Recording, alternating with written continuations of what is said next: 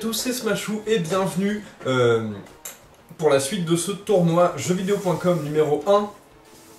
On entame tout de suite avec les demi-finales, ça y est, c'est presque la fin de ce tournoi, il reste seulement 3 matchs qui vont affronter, donc confronter les joueurs qui sont arrivés le plus loin dans ce tournoi. Donc, le premier match sur ces deux matchs, c'est le match qui oppose, j'ai du mal à parler ce matin, Bartman Begins à Mario Smash, donc tout simplement moi-même. Donc Bartman Begins, sa team, on l'a vu, est assez solide, comme toutes les teams qui sont arrivées jusqu'ici, je pense. Porygon Z, Trousselin, Mamambo, Florizard, Karchakro et enfin le Simiabras qui va bien. Pendant que moi j'avais ma team Tempête de Sable, Hippodocus, Cryptero, Méga Tyrannosif, Sablero, Noacier et enfin Mélodelph. On lance le match sans plus attendre, c'est parti. Donc Bartman Begins qu'on a vu sur les vidéos d'avant, qui est un joueur qui joue très safe, peu de risques, peu d'anticipation on va dire. C'est une façon de jouer. Donc mon Hippodocus contre son Simiabras. Il retire Simiabras pendant que j'avais lancé un petit séisme. Et par la même occasion, la tempête de sable est là pour 8 tours. Le Mamambo prend un séisme tout à fait tranquillement. Il prend un peu de dégâts avec la tempête de sable, récupère avec les restes. Bon, pour l'instant, ça commence tranquille. Je décide de switcher et d'envoyer Miss Pointu, le Noacier, pour essayer de poser des pièges de roc le plus rapidement possible. Le Toxique de ce Mamambo échoue par la même occasion grâce à mon type, au type acier de Noacier. Miss Pointu, il faut faire attention avec Miss Pointu parce qu'elle pique quand on la touche.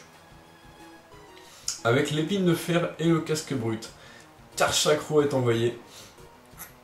Je lance une Vampigraine m'attendant à un switch. Donc je me suis dit, s'il met Karchakro, c'est pas pour rien. Je pense que ce Karchakro doit avoir déflagration ou une attaque feu. Donc je décide de switcher tout simplement pour voir ce qu'il nous réserve. Et j'envoie mon bac à sable qui peut bien encaisser un coup spécial de ce Karchakro. Donc c'est un coup physique pour le coup. Crofeu, j'ai bien fait de switcher. Pour le coup. Donc Orbe-Vie, Vampigraine, ce Karchakro va prendre quand même quelques bons dégâts. Mon Hippodocus va pouvoir le tenir tout à fait tranquillement. Donc le Karchakro évidemment, face à ce Hippodocus plus Vampigraine, est switché pour lui préférer Florizard. Je décide de faire à ce moment-là un double switch anticipant le Florizard. J'envoie ma Miss Pointue tout simplement. Florizard ne peut pas faire grand chose à Miss Pointue et je pourrais placer mes pièges de roc tranquillement. Florizard est switché pour Trousselin, donc un Pokémon farceur capable de protéger l'équipe avec des murs lumière, protection et aussi de paralyser avec cage éclair entre autres. Allez, une petite cage éclair prioritaire pour Miss Pointue, donc mon Noacier est maintenant paralysé. J'arrive quand même à passer outre pour placer une première rangée de picots. Donc là, je commence à poser mes Entry Hazard, très important dans ma team, je trouve.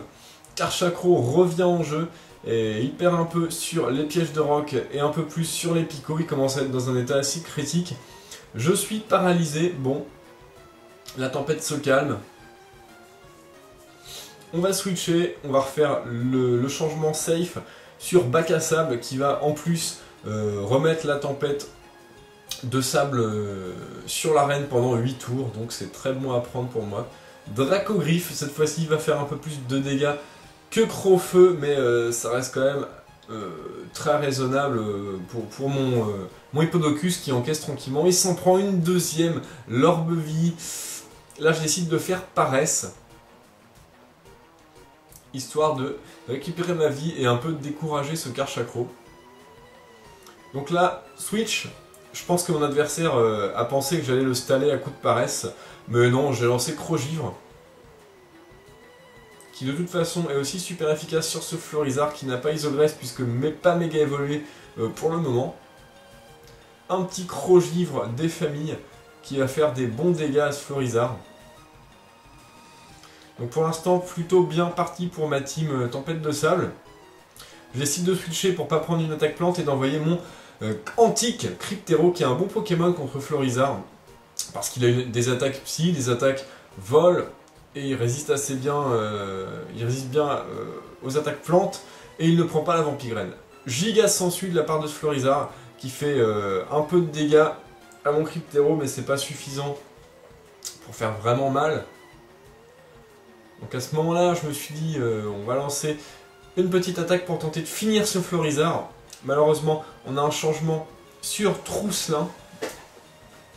Et c'est ce même Trousselin qui va donc être blessé sur les picots et encaisser le choc psy donc, de mon Cryptero, qui fait quelques dégâts. Des dégâts raisonnables.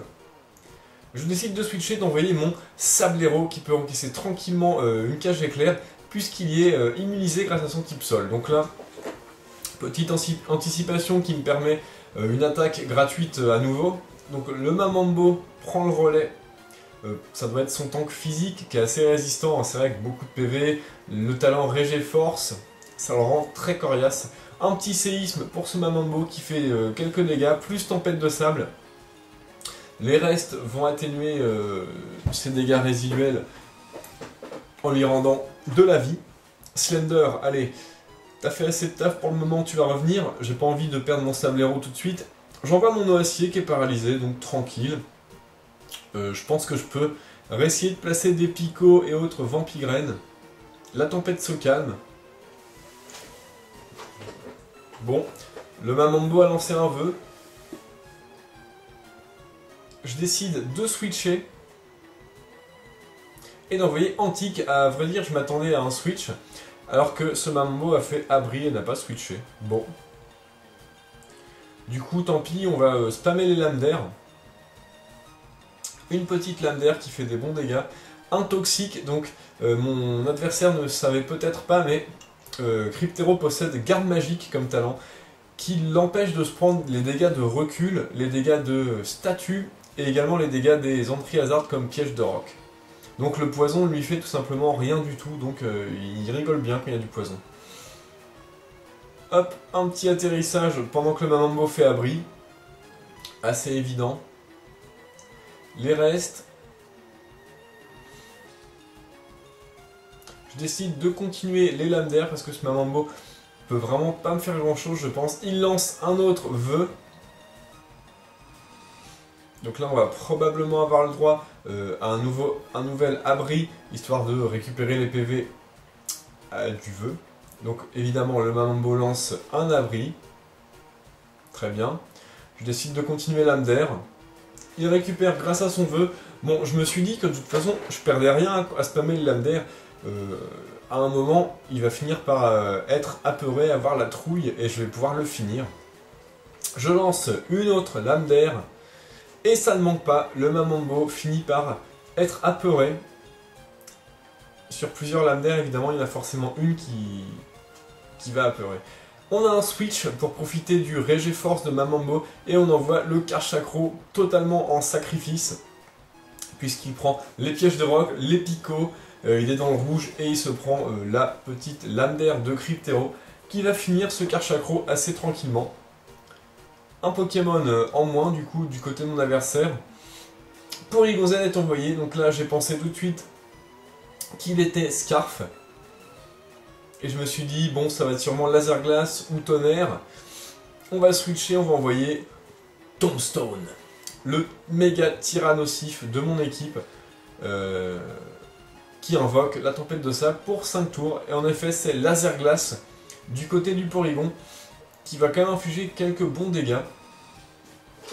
La tempête de sable va également frapper ce Porygon. Le Porygon est switché, évidemment, puisque, comme je le pensais, il est bloqué.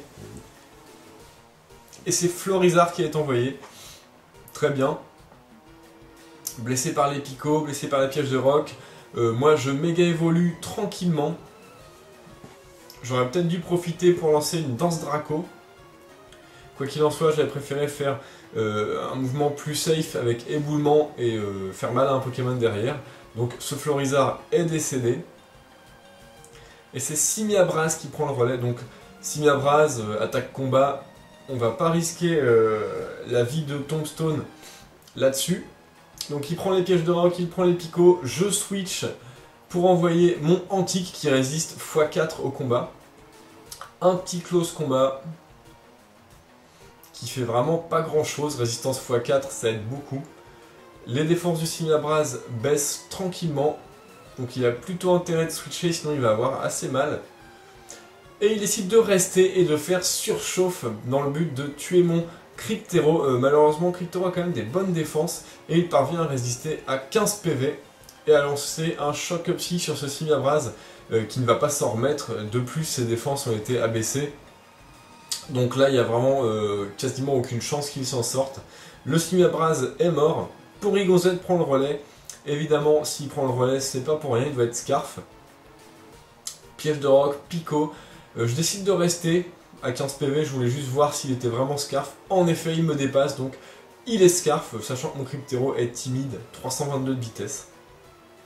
Ce Porygon Z est Scarf, je décide d'envoyer Tombstone tranquillement, qui ne craint pas le normal, de triple attaque. Triple attaque. Alors là, j'ai pas eu vraiment de chance, puisque c'est pas très efficace, mais paralysie. Aïe, bon.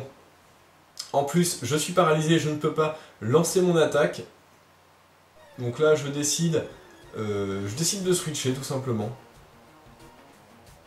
Et d'envoyer mon Rose des Sables, juste pour faire aromathérapie. Triple attaque. Donc, bim. Donc ça tape bien, mais pas vraiment très fort. Donc ce qui m'indique qu'il est vraiment Scarf et il n'est pas lunette choix. Donc bon, on savait déjà qu'il était Scarf, hein, comme il dépassait mon Cryptero. Une petite triple attaque en plus, tranquillou. Aromathérapie pour mon Mélodelph, histoire de soigner Tyrannosif de la paralysie tranquillement. Mon Noacier aussi par la même occasion, même si c'est beaucoup moins important de soigner la paralysie de ce Noacier, parce qu'il est lent. Je décide de faire un petit abri, histoire de profiter des restes et aussi profiter de la tempête de sable qui va affaiblir ce Porygon Z. Il est maintenant dans le rouge. Donc il va sûrement continuer à spammer les triple attaques, évidemment. Triple attaque, triple attaque, triple attaque, adaptabilité, stabé, bon ça fait très mal. Ça tue mon Mélodelph. La tempête se calme, ça tombe bien. Je vais pouvoir envoyer Tombstone pour la remettre et anéantir, tenter d'anéantir les espoirs de mon adversaire. La tempête se prépare. Triple attaque encore. Cette fois-ci, je pense qu'il n'y aura pas de axe. Non, pas de statue. Un petit séisme. Bim, qui suffit à finir ce Porygon Z. Et il reste donc le Mamambo. Blessé par les pièges de roc, les picots. Je décide de faire une danse Draco parce que je pense que je peux encaisser tranquillement une ébullition. Donc ce Mamambo décide en plus de faire un vœu, donc pas non, et non une ébullition. Bien, donc je vais placer une danse Draco assez tranquillement. Donc là on aura sûrement le droit à un abri pour récupérer ses PV. Le Mamambo utilise abri. Bien. Seulement je lance une deuxième danse Draco anticipant ce abri. Donc c'est tout bénef. Deux danses Draco. Ça va commencer à faire très mal. Méga Tyrannosif, deux danses Draco, c'est vraiment quasiment instoppable. Bon, le Mamambo a quand même pas mal de vie. Je lance éboulement. Qui inflige des bons dégâts, mais qui ne suffit pas. Par contre, je lui donne la trouille. Donc ça, c'est très cool. Ça l'empêche de faire son petit vœu ou sa petite ébullition ou tout ce qu'il voudra bien. Ça va me permettre d'essayer de le finir. Mamambo est retiré. Donc pour profiter de Régéforce. Et Trousselin est envoyé. Malheureusement, j'avais lancé un séisme.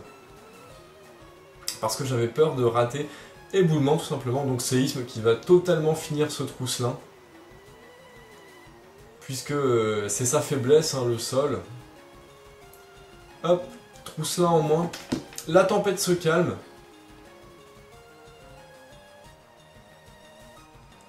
Mamambo revient en jeu, se blesse sur les picots, sur les pièges de roc.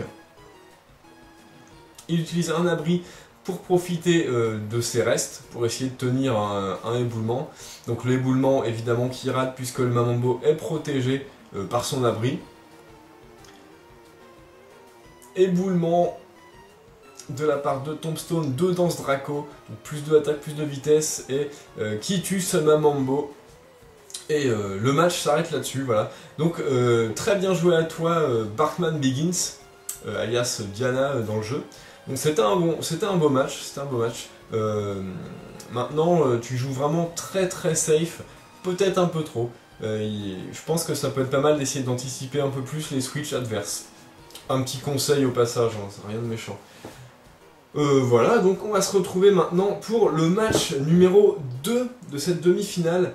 Et suivra ce match la grande finale. Voilà, salut à tous!